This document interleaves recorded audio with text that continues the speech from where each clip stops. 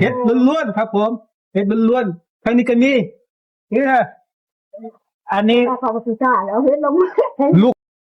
อ้าวมาคนเดียวแล้ว มาจากไฟดับพอดีครับผมฝนตกแห้งนี่ของฝากให้ไทยมันยังแม่จะว่าเออเดี๋ยวมันยังเฮ็ดเนาะเดี๋ยวไปเบิ่งนี่ลูก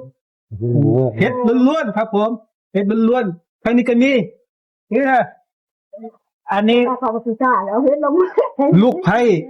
เจ้าฝากมาเด้อลูกไผ่กับดองเจ้าฝากมาตอนนั้นมีมูลหลายกับแบ่งมาเลยนี่เฮ็ดล้วนๆเนี่ยนึกจักเฮ็ดแดงๆสมาธิเฮ็ดส่วนอันนี้แหนแดงนะครับเอามาฝากพ่อที่จริงเอามาอยู่3กระสอบอยู่เด้แต่ว่าผิดพ้นระหว่างทางหมู่ที่อยู่อันสกลมันเห็นโพสต์อ่ะมันก็เลยดักเอาครับหมู่อยู่สกล2คนนี่เพิ่นดักเอาแหนแดงเหลือกระสอบเดียวนี่อันนี้เสฮักอีดิสว่าสิได้ไฟดับเนาะเอ้าอย่ามึงพอดิ ล็อกบอกเอาของป้าเอาวางลงที่ไทยวิดีโอเลย งานช่วยทำมาว างลงไฟดับลมเทบริจาคค่าไฟเพิ่นบนโต๊ะก็จะโมกกว่ากันบอกโต๊ะจะเว้นหกมีบนนี้ลูก พวกเมืองมั้ง ไปจะออกข้าวแล้ว เฮ็ดล้วนๆครับ เอามาให้พ่อกับแม่แล้วก็เอา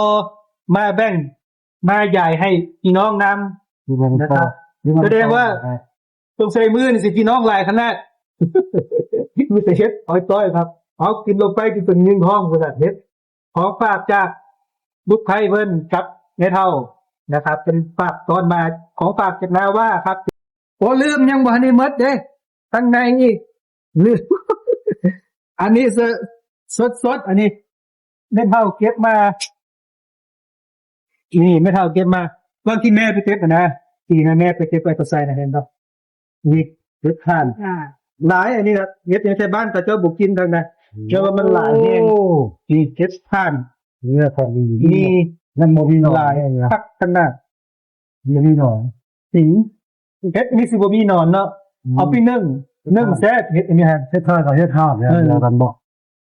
คล้ายๆกันต่อใช่กันมีเฮ็ดทาน